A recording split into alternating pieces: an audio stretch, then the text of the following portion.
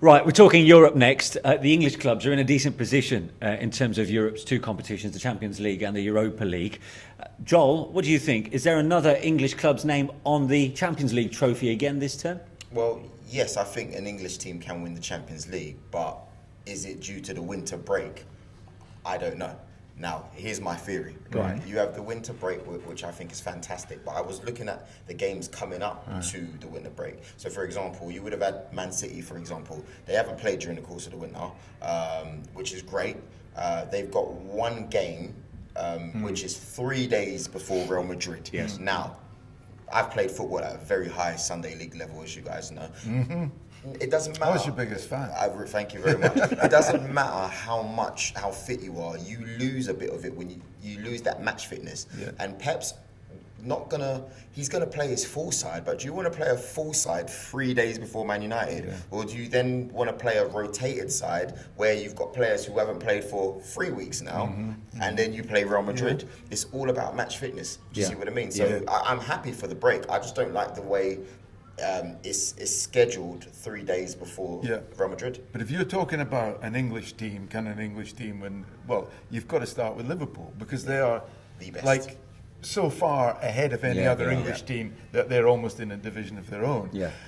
And the more we get close to the sort of crunch time in the Champions League, the more you think that Liverpool have given themselves, like before when they went to the Club World Championship, they gave themselves a cushion so that City couldn't catch them. 12-point cushion. Yeah. They've now given themselves a cushion so that they don't need to worry too much about the prelim to European matches. And I think, before the season, I had this just sort of hunch that the swap of trophies would take place. City would win the Champions League and Liverpool would win the English title. Well, we know that I got the second part of it right, but I don't think I got the first part of it right. I think Liverpool are going to win them both. Same. How can you tip against them? Best team in the world. They're the best team in the world. It's as simple as that. So you'd be sort of almost trying to draw attention to yourself if you tipped anybody other than Liverpool to be champions of Europe as well. Well, let's have a look at Liverpool. They're away to Atletico Madrid, back at the Wanda Metropolitano, where they won the Champions League last season, as it happens, winning the last 4 games in all competitions without conceding a goal. And that is pivotal right now. It's as if they are ticking all the boxes, getting stronger as the season wears on. They might not be utterly convincing with their scorelines. No. But they are getting over the line. They're just getting over the line every single game. And even this one, going to Atletico Madrid, if you look over the last 6 years, it's one of the most scary places to go, because you're not going to get any chances. You're not going to see a thrilling game. But you're not going to get anything. They're not going to give you anything for nothing. And they play equally well away from home. But this season, the fourth in La Liga. They're not really they're not convincing. They're about 12 points off the top. They're a long way off the top. They're in a poor run. I think it's 1 win in 8, 7, something like that. Yeah. And they've lost, as always. I mean, they always sell key players, but losing Godin and Griezmann at the same time, it's a big time of change.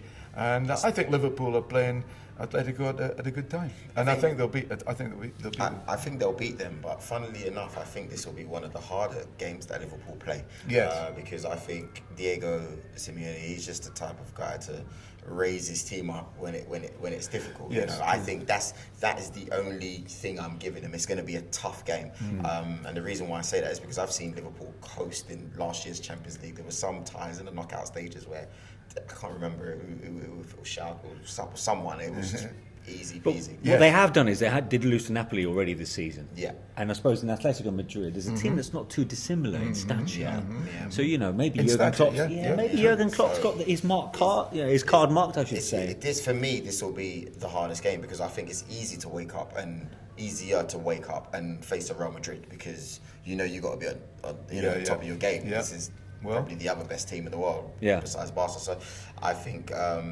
it's going to be a tough one for Liverpool. So you think it's going to be alive back at Anfield? They need to concentrate. Is probably the key word. I would say they need to concentrate, because if they don't concentrate, you could see the biggest shock of the Champions League. Yeah.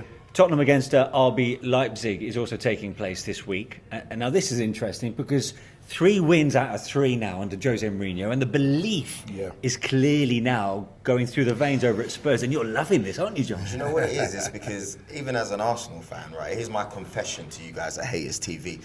I am the biggest Jose Mourinho fan ever.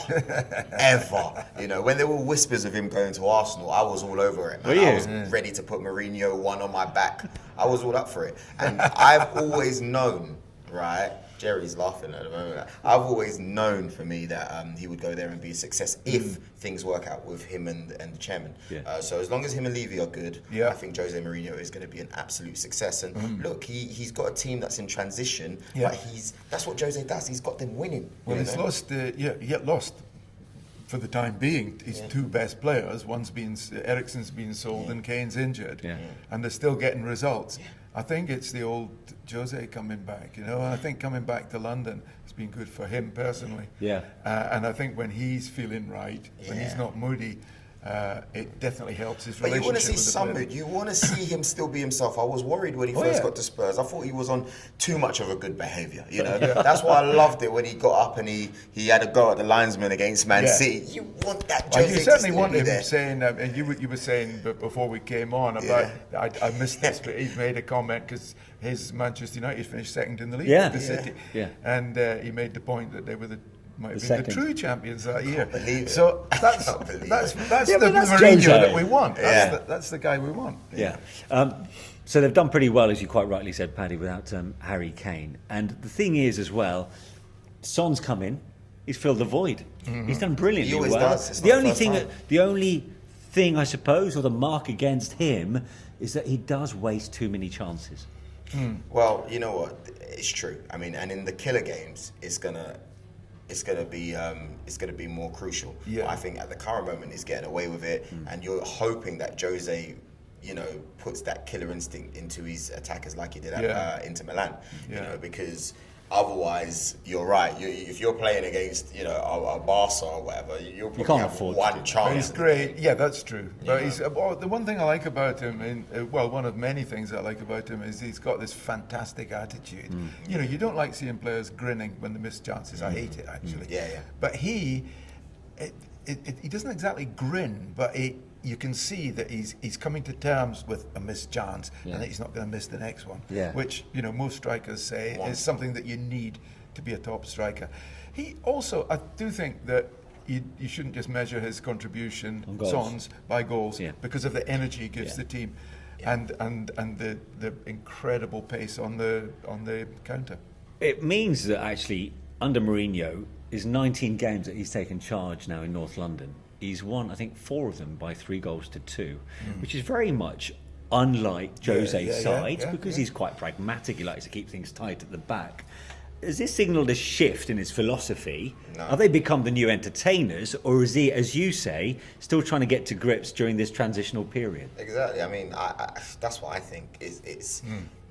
He doesn't have the best defenders. When you look at his days at Chelsea with the Carvalhos, Terry's, these are world-class defenders. When you look at, I think he's not at his best at the moment. Exactly.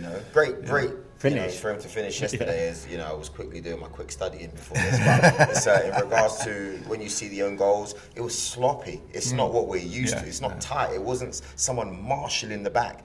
I think it's going to take 2 or 3 transfer windows before he's got the defence that he needs. Against the Leipzig side in the Champions League, managed by Julian Nagelsmann, who it's fair to say is in a similar position to Mourinho in that he's come in, still trying to settle in, trying to get the best out of this team right now. I don't think Leipzig. I saw them against Bayern. It was a goalless draw. It was a terrible game. I don't know if you saw it. Oh God, it was awful. But in fact, I didn't see all of it because I couldn't bear it. I turned it off after a while. But no, saw enough of it. I don't think they'll give Tottenham a problem. No. I think I would back Tottenham all 100%. Yeah. And do you think they could actually go one better than last season, Tottenham, in this competition or not? No, because of Liverpool. I just think I cannot see past Liverpool. Okay, John? I agree with Paddy, but I do believe if they get to the final, if it's the same run-up, then I can't bet against Jose Mourinho. No. If they both get to the final, that is. I haven't seen the routes of how it would end up. Yeah, Yeah. whether it would. But I can't bet against Jose. Two other ties, just very quickly. Chelsea against Bayern. The inexperienced Chelsea against an experienced Bayern Munich. Can they get through over two legs? No. No. I think Bayern will just have. You mentioned the key word, experience. Yeah. And they'll have too much. Lewandowski is just a magnet. I mean, I said I watched that game. Yeah. It wasn't very good, and Yeah. obviously he didn't score because it was goalless. Yeah. But he's such a clever player. He is, yeah. He's such a great. And that's player. why they'll need probably Antonio Rudiger to play in that game Yeah. rather than the Zoomers and. Yeah. Yes, that's true. Yeah, That's true. But as if that wasn't enough, Thomas Muller's back in the Yeah. side and looking rejuvenated finally. Yeah. So I wouldn't give Chelsea any chance. And Real Madrid against Manchester City. I mean, two sides that like to play, score goals, but also concede them at the same rate as well. You know what? This will all be down to the energy that is transferred into Manchester City. If they take this and say, right, this year is the year that we have to win the Champions League, they can beat Real Madrid. However, if, for example, this cloud is over their head and they can't get past it, Zinedine Zidane will absolutely. And his team will win them because he's done exceptionally well in the league, as you can see. I was the biggest critic for him coming back this season. Yeah. Especially in the first few games, I wasn't convinced. But since then, even with in and out Eden Hazard, they're doing the job. Yeah. They really are. Yeah. Cheers, fella. Thanks very much as well, Paddy. Pleasure. So the Champions League is back. The second phase is almost upon us. Do you agree with the gents here? Is Liverpool's name on the cup once more? And will Chelsea fall at this hurdle due to their inexperience? Write it in the comments section below. And so what about the Europa League? There are 3 Premier League sides involved, of course. A club that Joel knows pretty well, Arsenal, away to Olympiacos. What do you reckon, Joel? How are Arsenal faring right now under Mikel Arteta, fresh from that Newcastle win, going into the Olympiacos tie? Do you want the answer from Joel, the employed person No. from Arsenal? Joel? Oh, Joel, the Arsenal fan. No, I'm joking.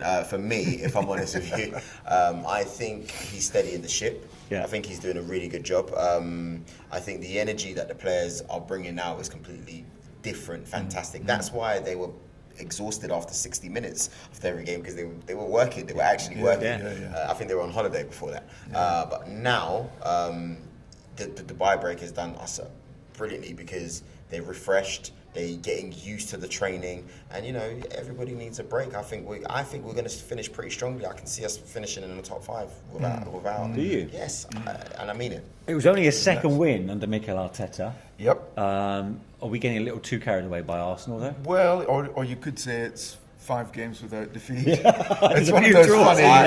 It's one of those funny runs. Glass is half full for you. Yeah, exactly. Yeah. But no, I saw them against Newcastle. To be quite honest, it could have been, and Joe might disagree with me, but I thought it could have been a 4-4 draw, because, Arsenal were very easy to attack by Newcastle. Newcastle probably made more chances in that game than they've made in most games this season. So, on the other hand, at the other end, all that energy that Joel's talking about was there in abundance. And, the development of the young attacking players. Martinelli wasn't even playing yesterday, and he's maybe the best of the lot. But it was just, if I was an Arsenal fan, I'd have been absolutely thrilled with that game. And not just because of the result, but because of the youthful, the freshness of it all. And when you got a young manager as well, and a very impressive one, he's those steely eyes, that deliberate way of talking. He's got presence. You won't mess about with him, would you? No, That's true. And I think things are looking very good for Arsenal. The only problem they've got is that they're playing Olympiacos, and I think Olympiacos is one of the hardest ties they could have got. Yeah, this is a team that's almost every year with PAOK just looking for the Greek title in the Super League. Yeah. It's going to be another hostile atmosphere there, as we all know. Nicely hostile. Yeah, in a good way, and that's what we like about the game, of course, particularly on the continent. Yeah. But so the question then goes: does Mikel Arteta continue to play the likes of Saka, Maitland-Niles, and the other youngsters, maybe even Martinelli, at a ground that could intimidate a few of them? I think you have to be ruthless. I think it's that stage where you start to you pick the players for who's best to go out and do a job. Yeah. I don't think there's any chance to mess around. People are talking about this whole Man City thing in Champions League. I still believe that even though I think we're going to finish 5th, this route is still Yes. the best route for us to get back into the Champions League. Yeah. You know, I think if it wasn't because of a fantastic Eden Hazard and Pedro last year, we would have been in the Champions League now. Yeah. So he shouldn't take his foot off the gas. Olympiacos are a serious team, like you said, Paddy. One of the best, one of the hardest, ties we could have got. So I think he should go all out. Yep. Yeah. Okay. Of the other two ties, Manchester United and Wolves are involved, of course. United go away to Club Bruges, for whom in goal is a certain Simon Mignolet. And of course, if there is ever one player who'll be looking to get one over United, it'll be him, won't it? I think he'll be looking. Mignolet was criticised, throughout his time in England, probably excessively, and I think he'll be looking to put on a good performance to shut a couple of people up or to remind them that he's not bad. Yeah. And so that apart, by and large, I think United have got a really good chance of coming through. Yeah. I mean, they are, I think, they're the most fancied Yeah, of the English three club. English If you look sides, at the odds, personally, I'm not sure about that. I have a strong fancy for Wolves to, at the end of the tournament, to be up there challenging with, the likes of Inter, possibly Olympiacos, stroke Arsenal, whoever comes out of that really tough tie. So. And then of course Sevilla still in it, aren't they? And they always win the Europa League. That was with Unai, by the way. It was, yeah. How things have changed. Different times. Yeah. And talking of Wolves, away to Espanyol. I'm sorry, they're at home to Espanyol in the first tie, or in the first leg, I should say. And that's an interesting one. They're already on their third manager of the season, Espanyol. Yeah, I mean, if I'm to be very honest with you, I haven't been the biggest La Liga fan this season, but I would say if you look at Wolves' style of football, why I like them, it's particularly because of their players. They're suited to play in European competitions. So I don't see that being a problem at all. Not mostly because if I'm in that changing room, and I'm Nuno, I'm not going to say we take it easy. I'm going to say they're here for the taking, guys. We're one of the scariest teams in the Premier League. So maybe it's call it a old school player mentality, but you just can't let a team like that get on top of you, home or away. No, and I don't think they will. I think Espanyol are more. Like you, I haven't seen much of them this season, but I think they're concentrating more on staying in the top division than worrying about beating the likes of Wolves. Yeah, they've got a familiar name in charge, haven't they? Abelardo, I saw him play for Barcelona. Yeah. Back in the day before you two were born. Really? But he was a difficult defender to get past. He was you wouldn't call him a creative genius, but he was a difficult defender to play against. As for Wolves, what is interesting, they've kept back-to-back clean sheets now. Against Leicester, where you could say VAR denied them a decent goal, although I think it was a decent decision myself. And then against Manchester United in the game before as well. It's coincided with Willy Bolly's return to the lineup. It's funny this, Willy Bolly, when I first saw him in the Premier League, I was never quite sure where that first touch was going to lead him. But he's been part of a back three, and of course he's missed so many games this season where they've struggled at the back. But he makes a massive difference I to like them. him. I think he's one of the best. Do you? Yeah, I definitely do. I think he's got presence, obviously. Yeah. I don't think he's a bad footballer, by the way. Yeah. I think he's good enough, his feet are good enough. And, I think he's made a big difference. I think Wolves are very strong all over the team, I can't see a weakness in that. Well, the thing I like about them the most is that you can take one player on and take one player off. And it's a bit like City, where they have a system. When you look at the other teams that are not doing so well, it's because some players are not playing well, it's all over. But you can take out a player, bring one on as a sub, whoever it might be, and they fit into what's going on. And if you're going to be good in the league and good in cup runs, you need that kind of centre system. forward's faithful, isn't he? Yeah. Raúl Jiménez. Who I think is he's been another Top player, player. candidate for player of the season for me. You can see why he's been linked with United. Absolutely, he's as good a centre forward. He's got absolutely everything. He's great in the air, but he's also very mobile. He's sharp here as well. And he's very bright.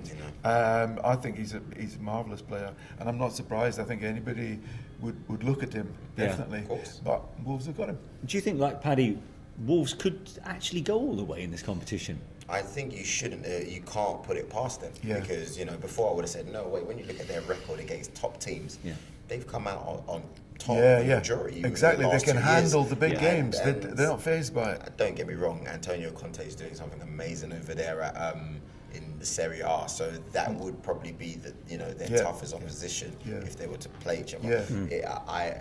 That would be a test, because the types of Lukaku, who for me is proving that he is one of the best strikers in the world. Yeah, so been a great move. Yeah, so for myself, but Wolves are capable of beating big teams, so I wouldn't be surprised. Okay, so what do you think then in terms of the Europa League this season? Do you agree with these guys? Is the name on the cup for one of the 3 Premier League sides involved? Post your comments in the usual section below. From all of us for now, goodbye.